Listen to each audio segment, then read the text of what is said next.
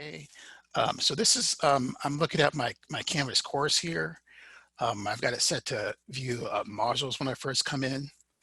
Um, so talking about quizzes, if I go over here and look at Canvas quizzes, I don't have any set up here. Quizzes for Canvas is kind of their generic designation for an assessment you're going to give online. So it could be a quiz, it could be a midterm exam, it could just be a survey, but they all kind of call those quizzes in general. And a quiz is similar to a Canvas assignment in the sense that you're going to require students to do something online and record it and give feedback and grade it.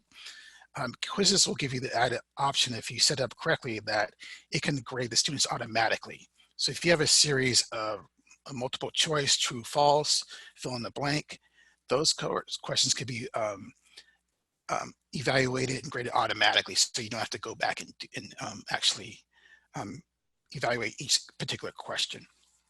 There are some question types that we'll see that require you to go in there and give feedback. Say you can do an essay question, a short answer. Canvas is not going to know what the answer is for that, so you can go ahead and evaluate that afterwards. So also with a quiz, you can give a timed period. So you can say you get 10 minutes, 15 minutes, an hour to complete this quiz.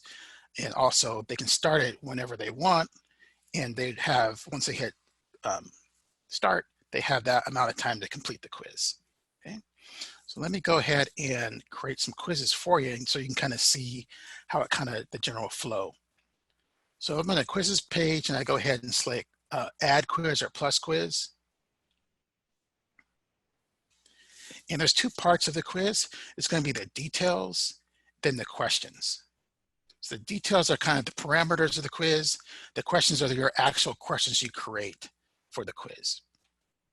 So I'm going to go back to the details quiz here, and I'm going to call this quiz 1. This is the general description of the quiz. This quiz will cover chapter 3. Okay. You'll have different quiz types here. Graded quiz is going to be the main type. But you can do a practice quiz, which basically is a quiz, but it doesn't go into the grade book. Students can take it as many times as they want. So it's a great way for students to get used to taking a quiz online without it counting towards anything. So they just get used to the mechanics, the general flow of taking a quiz. So I'm going to leave this as graded quiz for right now. You'll see you have a bunch of different options here. I finally, after working with quizzes for a while, I kind of totally understand these finally, but I'll try to explain them here. The first one is shuffle answers. So this pertains to like a multiple choice type question. You know, if there's an A, B, C response, each person will see a different A, B, and C. So maybe when Jill takes a test, she'll have an A that is, you know, 1 point, the answer is 2.5. Or the possible response is 2.5. When I take the quiz, my A will be 4.5 or some other possible answer for the quiz. So it shuffles those, so each person gets a random ordering of the responses for a multiple choice question. Time limit. So if I click time limit, this is how much time the students have to actually take the test. So if I say 10 minutes, once they're presented with the quiz, once they hit start, they get a timer starts, and they get 10 minutes to actually complete the quiz. Okay. Allow multiple attempts. So if you want to have them take the quiz multiple times, you can do that. If I say click allow multiple attempts, they get unlimited attempts. And I can say keep the highest score, keep the latest score, keep the average score.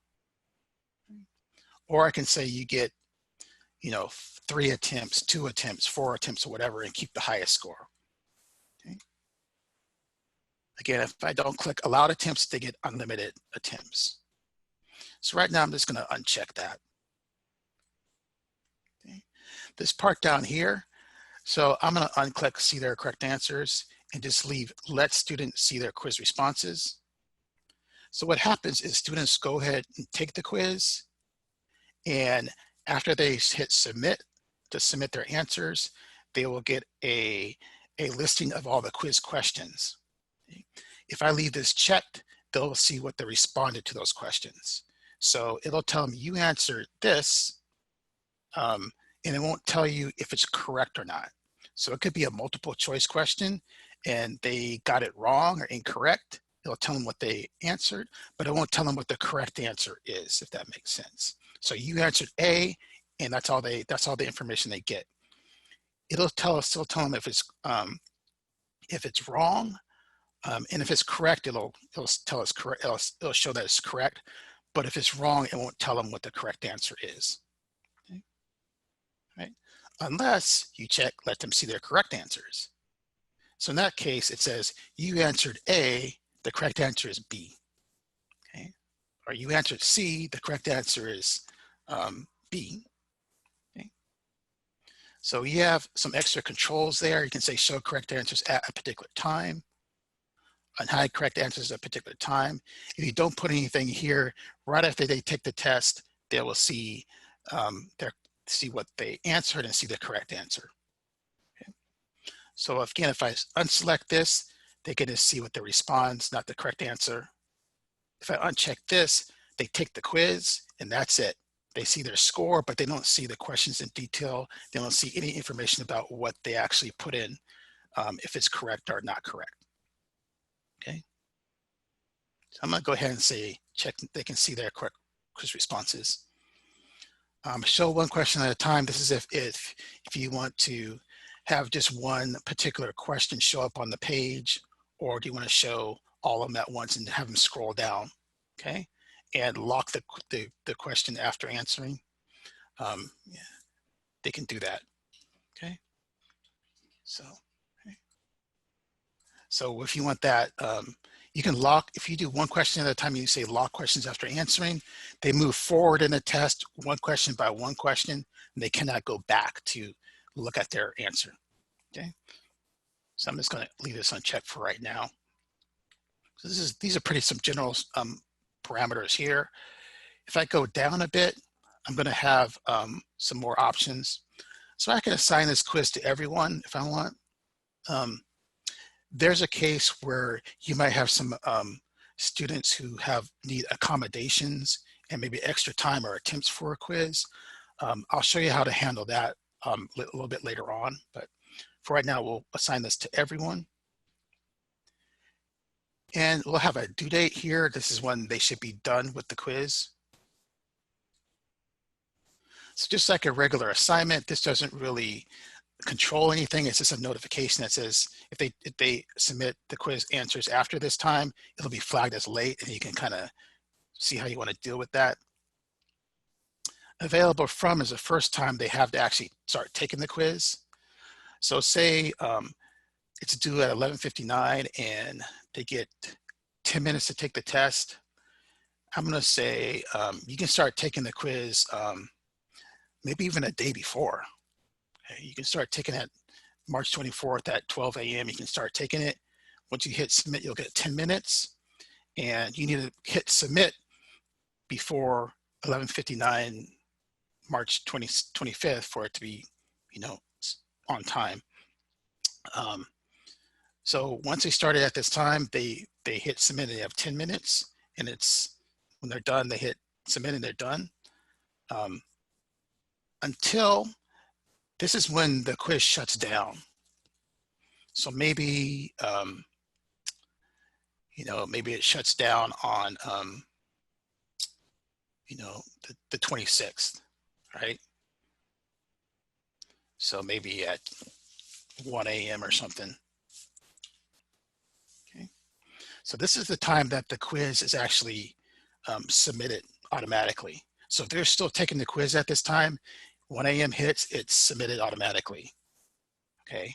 And the quiz it just stops at that time, and then whatever they have, that's going to be their grade. Okay. This is a little confusing, but the main thing you need to remember is you need to give them enough time here so they get whatever time that you've given them up here. So if it's 10 minutes and it starts at, you might do something like this, starts at 12 a.m. and you say they get It's kind of weird here. Let me change this to 11 a.m. And you say March 24th at 11:10. Okay.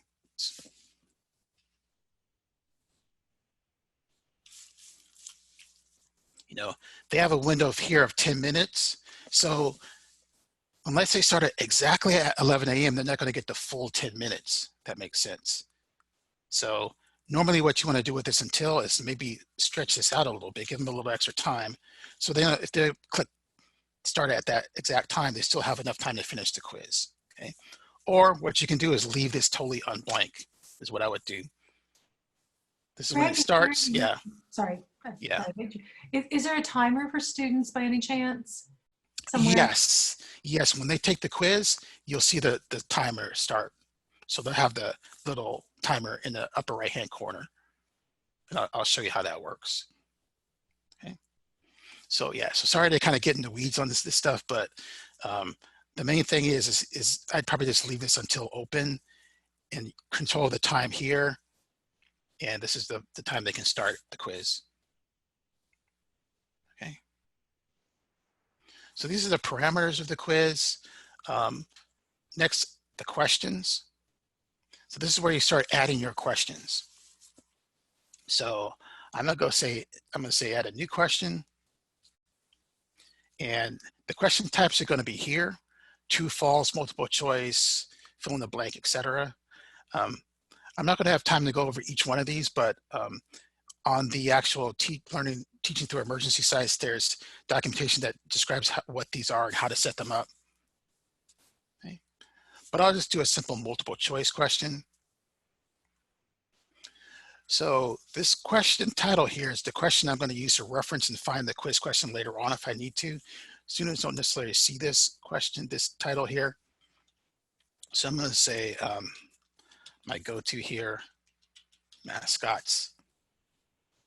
It's multiple choice and there's possible point value is 1 point.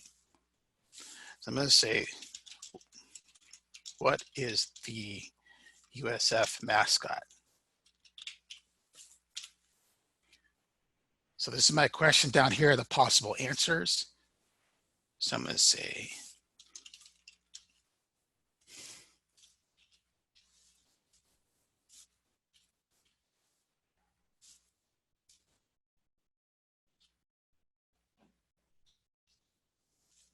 okay. So this is the correct answer here, and I mark that here. When I'm done, I say update question, and that's my first question. Okay. I say new question. Maybe this one is going to be a fill in the blank.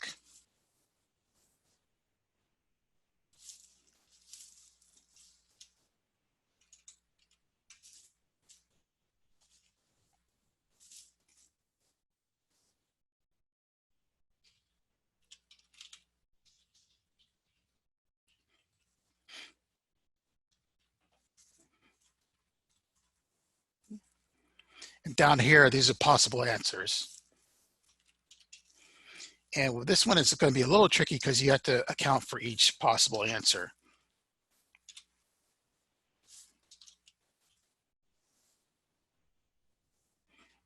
Yeah, I need 3 responses, so I'll go ahead and say, get rid of that one and say update question. Okay.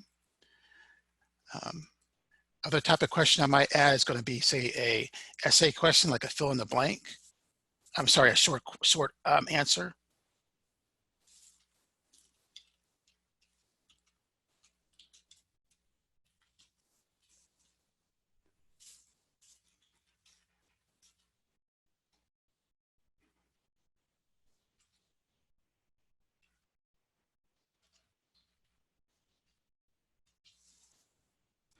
Update. So my quiz has 3 questions. I can say show question details here, and it'll show me the question in detail. When I'm done, I say save. Okay. before I publish it, there's actually a preview button here that I can hit preview. You know, kind of preview, give me a preview of the test as a student would take it. So this is good to just see what happens, to get a feel of what taking a test is like.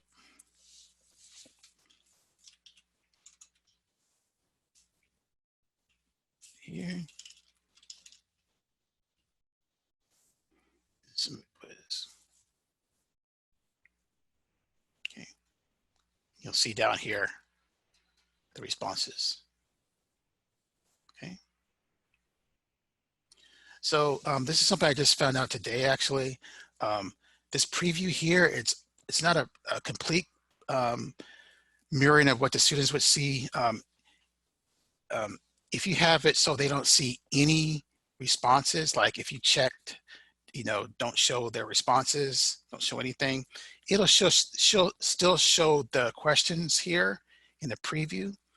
But rest assured, when the students take the test, they won't see any of the responses if that's what you've checked. If you said view responses, if you set this to no, they won't see the quiz questions at all. Okay. Greg, quick question about Yeah. question banks. If publishers provide an MS Word file or an RTF file, can those be automatically fed in? I'm not sure what form you can transfer question banks with. So there's a couple of different things. So sometimes publishers will give you something called a QTI file, like a zip file. So that way, if you have that, then what you can do is you can go over here to settings and import course content. And you would go over here and you would say QTI zip file. And Canvas knows that that's a quiz file. You can say select question bank and create a new question bank here, especially for that. Okay, and you would say import, and it would create basically I think it actually create a quiz, an actual quiz, Canvas quiz, and also some question banks that you can refer to later to make quizzes. Okay. The other thing that they might give you is like I said, like a Word document or text file. There's no way to put that into Canvas. The only thing you can do is actually there's a tool called Respondus 4, which if you put it in the correct format, it will take that format, convert it to a QTI file, which you can put into Canvas. Okay, and that's going to be, I go up here. Oops. Respondus here, if you go to the Respondus site, and I talked to my supervisor, John Bancevich, it looks like we're gonna get like a site license for that. There's actually you can get like a 30-day free trial if you wanna try it now. Where is it? You get a 30-day free trial. You can put your question in a specific format, put it in there, and it'll spit out a file, okay? It's going to be here. Very quickly, the format it's looking for something called an Aiken file. So if you Google that, and it has it on the Respondus site, but kind of in short, this is what it looks like. So you write the question, you put answer D or answer A or whatever. Then once it's in that format, you ingest it into the Respondus thing, it spits out that QTI zip file. Okay. All right. So let me go back to the quiz here. So there's a quiz there. It's not published yet. Let me go ahead and tweak it a little bit here so it's available right away.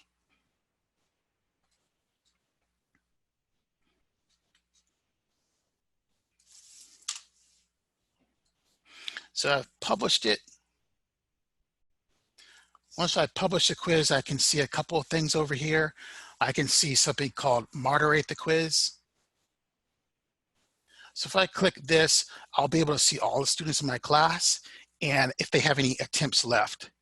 So they get one attempt, so they have one attempt left. When they start taking the test, you'll see a countdown timer here with the time.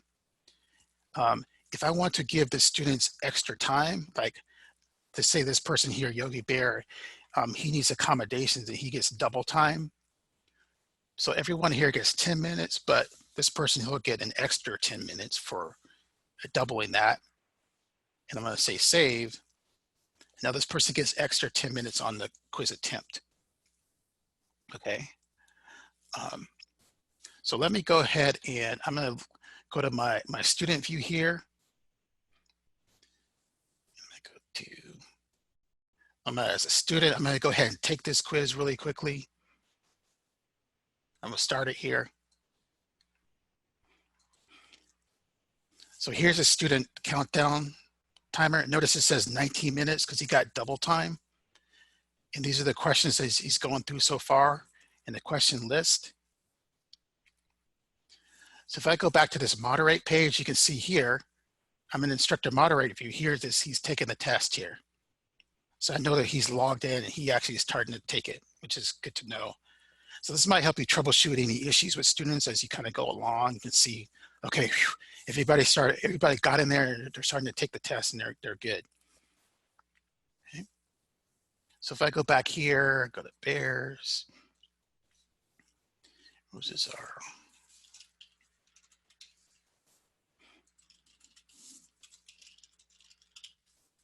Let's say submit quiz.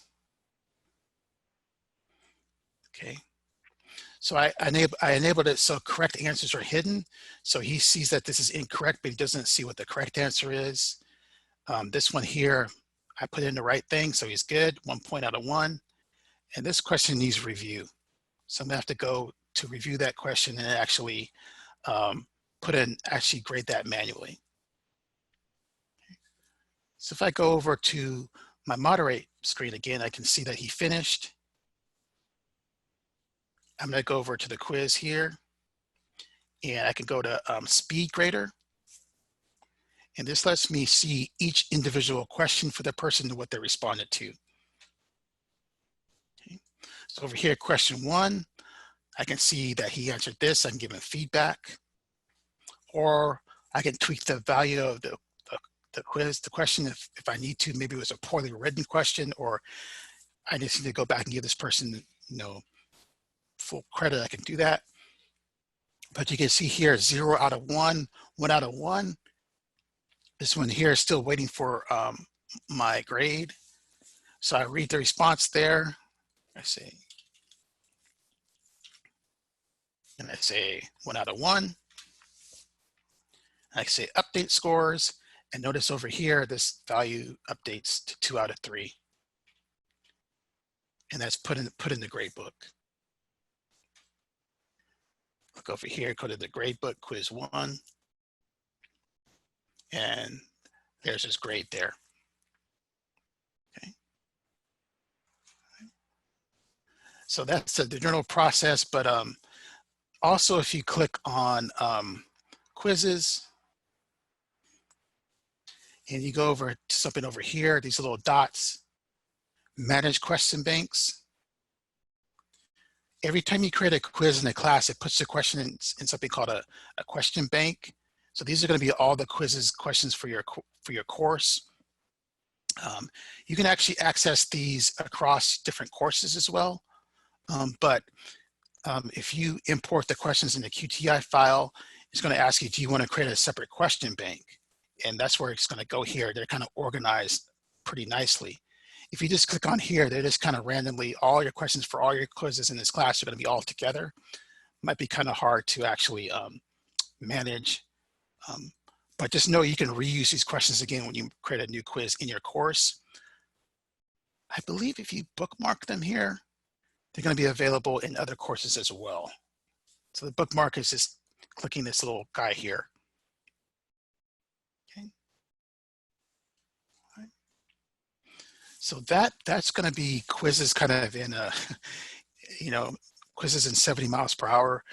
But like I said, on our website, we have more instructions of how to create a quiz. There's actually a video there that goes through this whole process again, a little bit more slowly as well. Okay. Okay. So any Greg? Yes. Yeah, a quick question, Carrie. we have two different sections of the same class. If I create a quiz, can I transfer it over to my colleagues' Canvas sites? Yes, you can. So if it's going to be a different instructor, what you can do is you go to settings again. You can say export course content. And here's the export type. You can say quiz. And pick the quiz that you want to create, say create export. So this will create another QTI file, and you can email that to them, and they can go into their Canvas, say import, and say import QTI file, and it'll create that quiz for them. Okay, does that make sense? Yeah, that's great. Thank you. Okay, cool. And you can do the same thing between courses as well, if you for your own courses. Okay.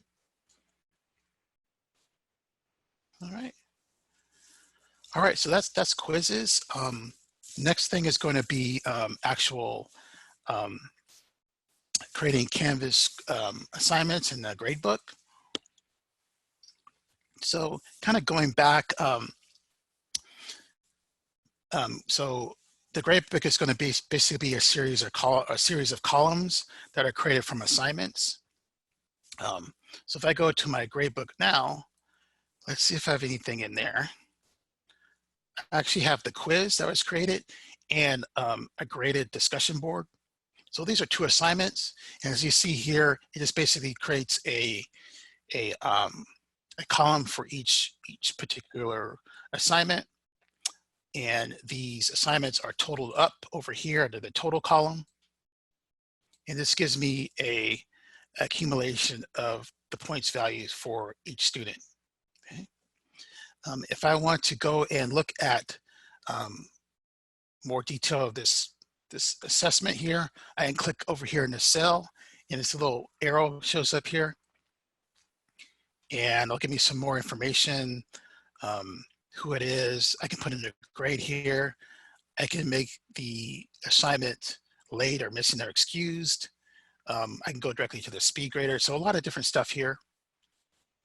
I'm just going to very quickly create another assignment and submit to that assignment as a student, and you'll see how kind of the whole process works. And I'll pop back into the gradebook and show you some other details, especially for the new gradebook, of what they've kind of updated as well. So if I go to assignments, I'm going to click add assignment.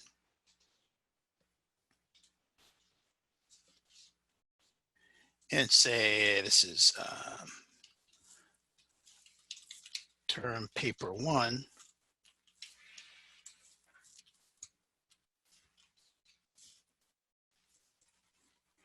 And these are instructions on the assignment. Please upload your 10-page paper. Okay.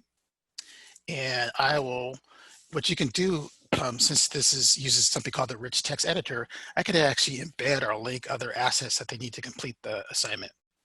So if I go to files, if I've uploaded any files to the course, I can go ahead and just attach those files. Okay. If there's a file on my computer I need to upload, I can say upload new file here. If there's a link to a website, I can create that text there, highlight it, and just link it.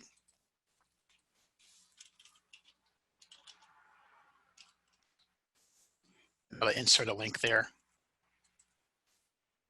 So whatever they need, you think they need to complete the assignment, you can put it directly into the assignment here. So if I go down here, I'm going to give it a point value. Maybe this is worth 100 points. I'm going to scroll down to the submission type here, and it's going to be, change that from no submission. That's saying don't accept anything electronically through Canvas, to simply create a column in the gradebook for me, and I'll put in my grades in there. I'm going to say online, and I'm going to say this is going to be text entry or file uploads. So file uploads will give me an option, students an option to attach a file to the assignment, whether that be a PDF, Word document, PowerPoint, any sort of like, or even like a JPEG, an image file, any sort of file. Okay. They can also insert a link to a website or upload a recording directly here to the assignment. Okay. So I'll click all of these so you can see what they look like. If for some reason I need to use some sort of plagiarism review, or I need to use Turnitin, I can select Turnitin.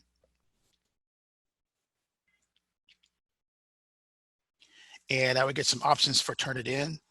So usually it's enough to accept these defaults. But what happens is when students submit their paper, it has to be a text entry or a file upload that will be automatically run through the Turnitin database and return a similarity report. So this happens automatically. Students don't have to go directly to Turnitin or anything. It just happens all, they're going to see all the stuff and all the links directly in their Canvas assignment. Okay, so I'm going to turn this off for now. Assign to, so I can assign this to everyone, or I can assign it to specific course sections, or I can assign it just to certain people. Okay. But I'm going to give it a due date here. So this is when the assignment is going to be due. And again, just like that quiz, it's going to be, I can make it available starting at a particular date and run till a particular date. So before this date I specify here and available from, they won't be able to see the assignment details at all. So let's see, basically see the title, but they won't be able to see any of this information here. When they click on the title, it'll say the assignment has been locked until that particular date. Okay. This until date is basically a hard cutoff date. So that's basically saying after this date, if it's an electronic or online submission, there'll be no more submit button. So there's no way for them to submit to it. So this is a hard cutoff date. Okay. If they submitted after this date and there's no until date, they can still submit to it. It'll just be flagged as late.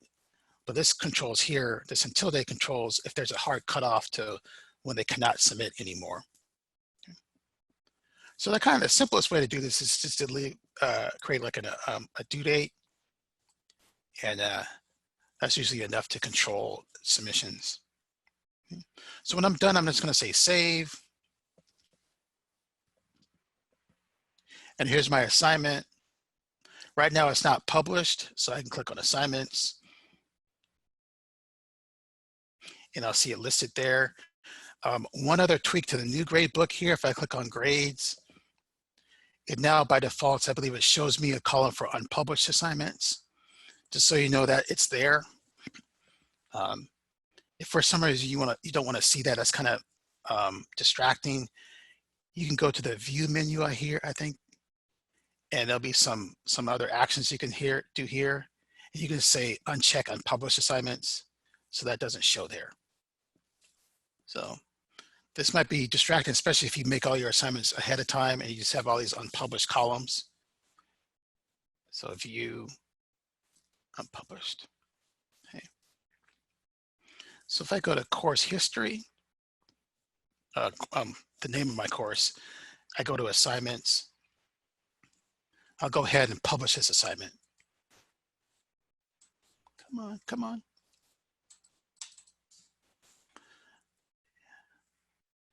Doesn't like it there. I can go to actually to the assignment. Okay.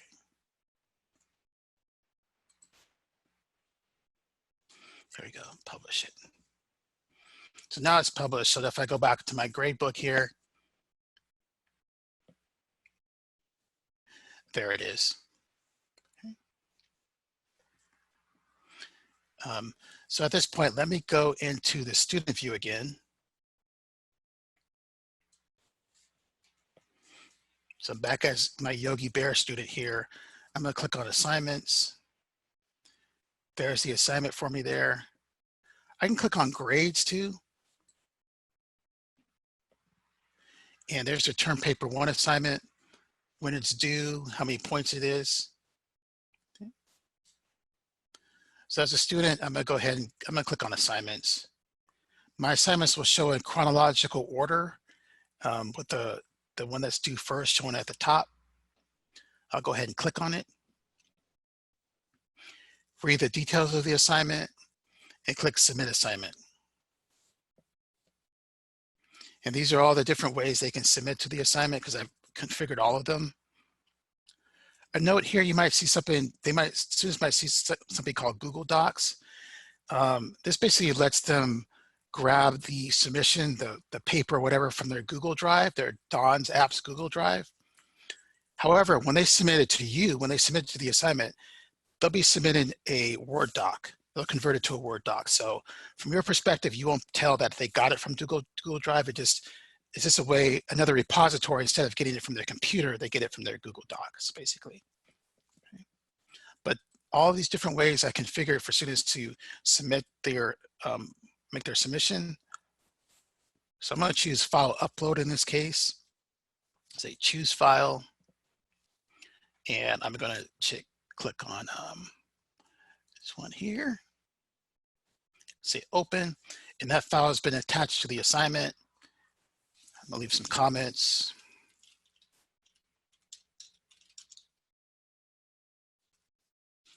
Say Submit Assignment.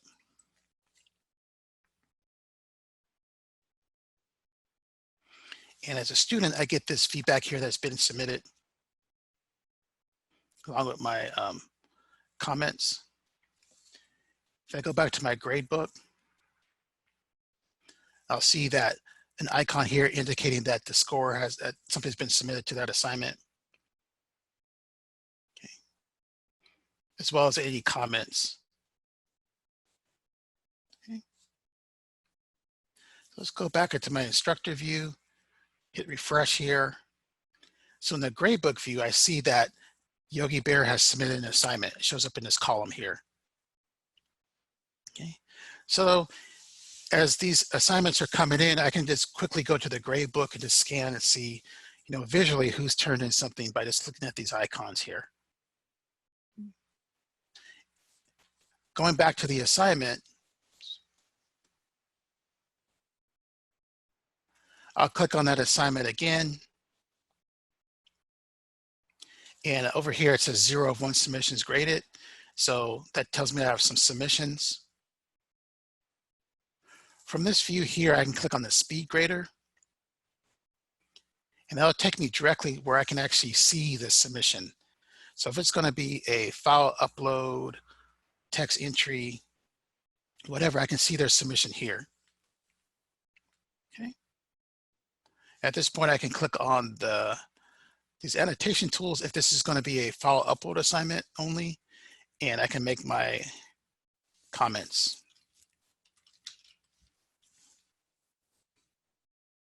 And note again, this is only available, this annotating is only available file uploads. So if I choose text entry, media, whatever else, I'm not going to be able to see, it won't be able to render this file, that submission, but file uploads, a PowerPoint, PDF, Word doc, anything, I'll be able to do these actual annotations. Okay.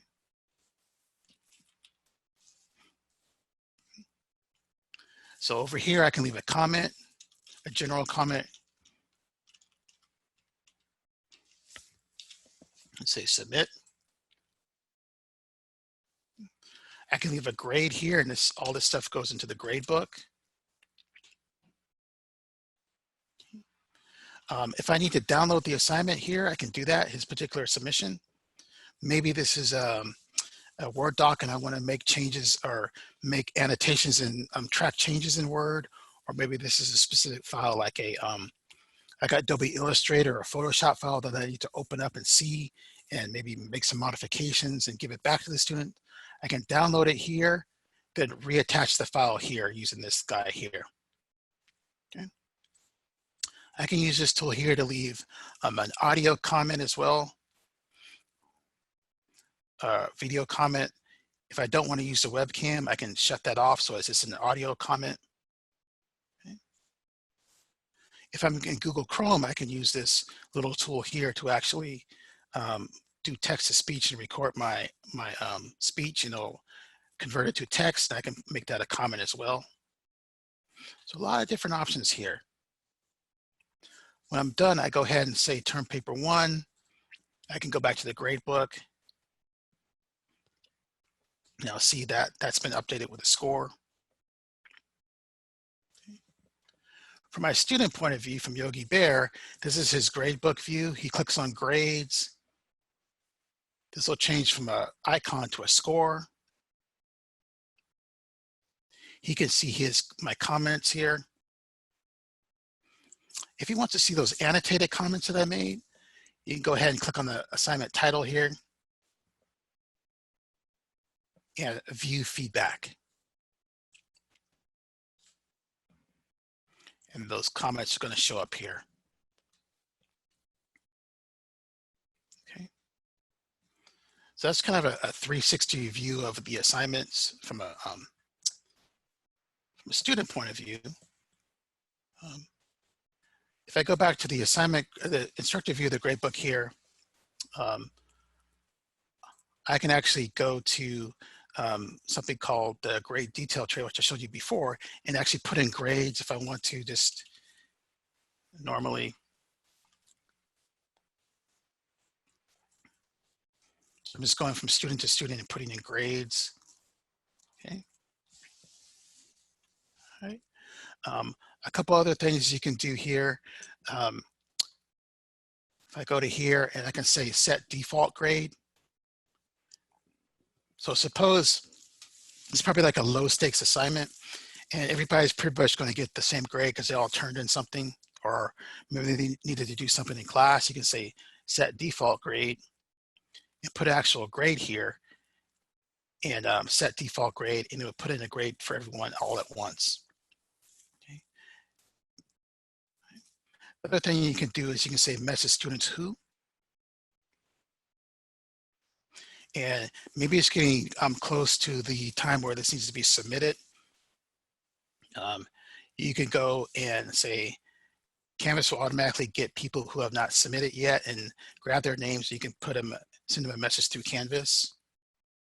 The other thing you could do is have not submitted or hasn't been graded or scored less than or more than. Create custom messages to those people. Okay.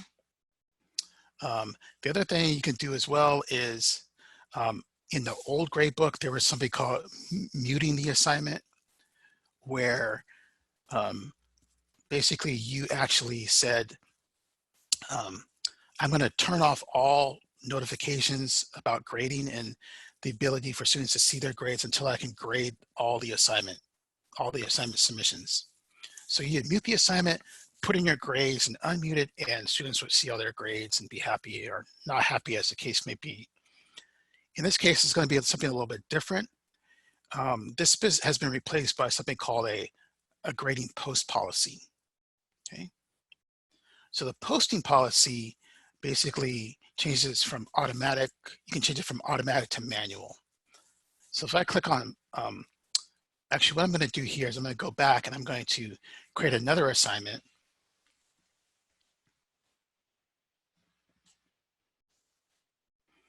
And I can actually do this. I can actually, a little trick here, I can actually duplicate copy assignments if I want. Just a quick way to kind of make new assignments. So I can copy the assignment.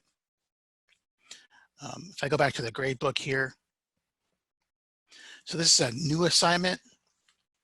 So I know it's going to take a really long time to grade these papers, and I want to release them all at once and not go release them piecemeal and have students get notifications as I grade. So what I'm going to do is go over here to grade post policy. And by default, it's set to automatically. So student grades and comments are going to be automatically visible to them as I grade them. I want to change this to manually and say save. Okay. So notice this little designation says manual here. So this says as I go in here and grade students and give feedback, it's going to be hidden from their grade book. Okay. So I'll go in here and I'll put in grades and I'll make comments, maybe go into the speed grader.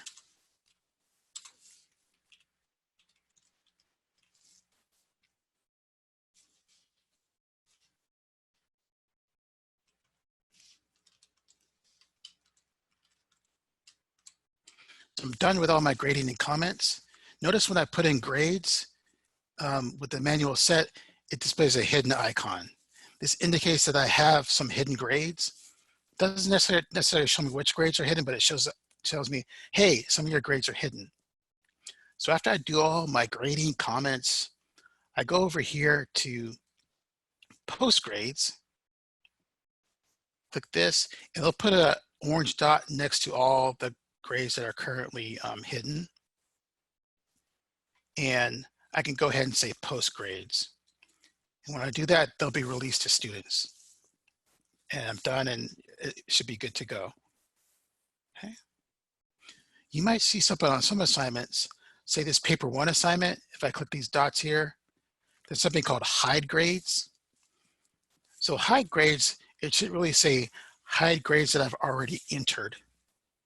So it basically says, if I have any grades here, I want to hide them temporarily. I click hide grades.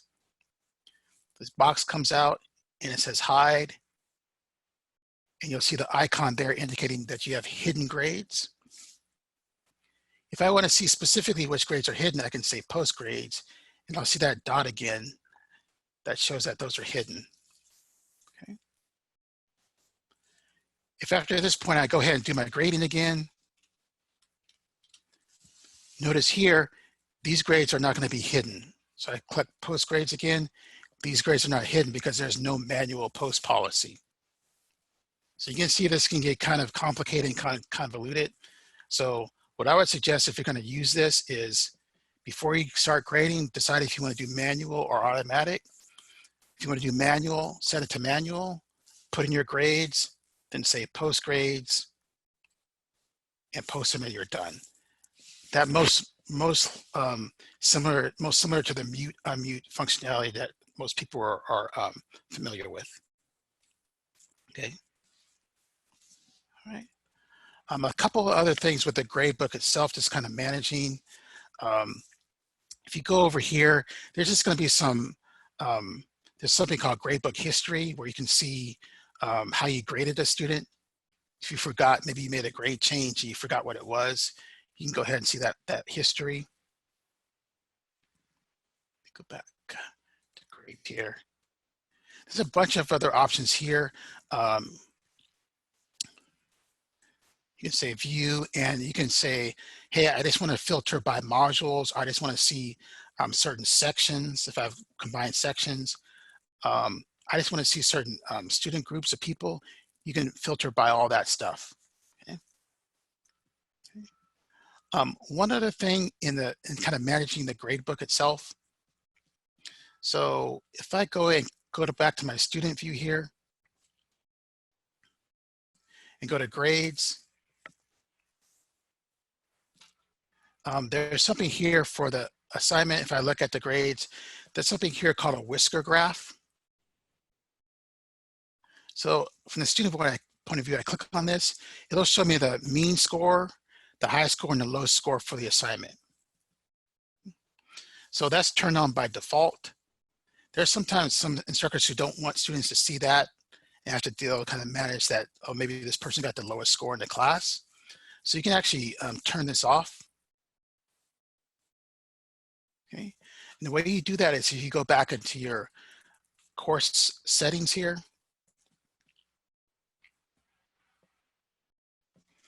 And I'm going to go to course details. And I go to more options down here. And I can say hide grade distribution graphs from students. I'd say update course details. And when I go back over here, that should disappear for the student. Okay. Going back here, another thing I can do, notice they're seeing a total grade here. And maybe in this instance here, in this times of emergency, I just want a way to collect student work and give them feedback and maybe some grades. Maybe I'm not necessarily using the Canvas Gradebook to give a total grade. I can actually turn this off so students don't see this total column here, maybe temporarily or permanently. So the way I do that is I go back to my course details, and there are more options. and I say hide grade totals in student summary.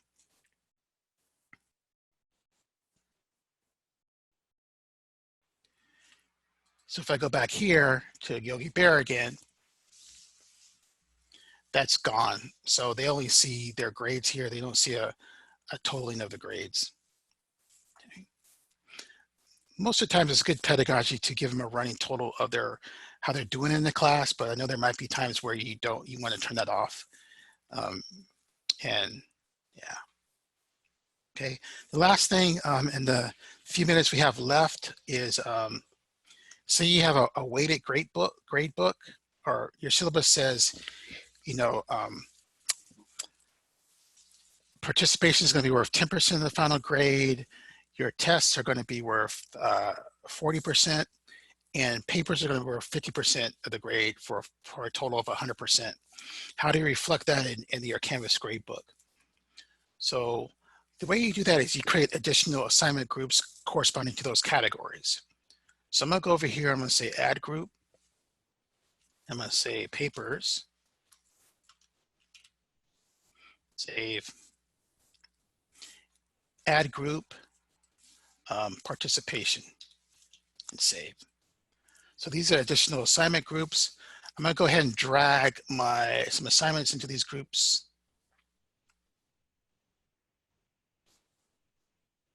Okay. So I have assignments in here in each group. I can add more if I click over here and say add. Oops. It's add assignment. I'm actually adding it to this group. So I can go ahead and put in some parameters here.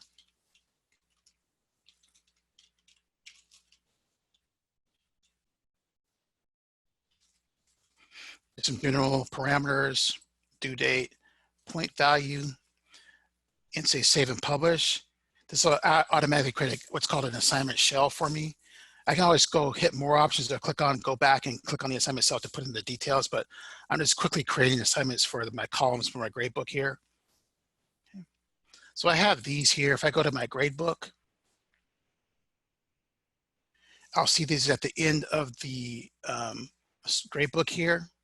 And these basically break out how a student is doing within that particular assignment group.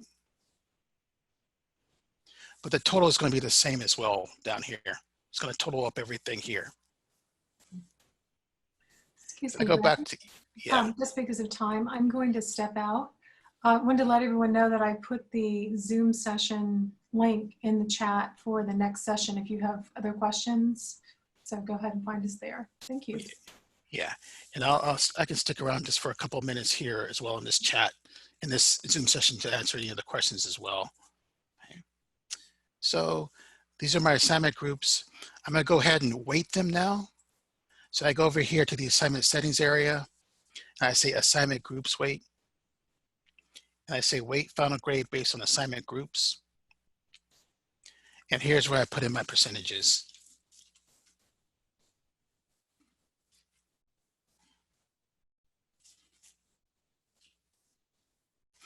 They total up to 100%, and I say save. Okay. So what it's doing here is within papers, for instance, students will get, get scored on both of these assignments here. Say they get, 70 on this one and 50 on this one for what's that, 120 points out of 200 points possible. It'll generate a percentage, then weight that percentage 40% of the final grade. Okay. So no matter how many assignments you have here, it could be 1, it could be 2, it could be 10. Doesn't matter how many points they are. They all will reflect based on their percentage that you put in here for the final grade. The only thing you have to worry about is, the relative point values between these two assignments. So these assignments give students the possibility to get each one of these to weight equally. This one here, assignment 4, gives more possible points. So in a sense, it's worth a little bit more, if that makes sense. Okay. All right.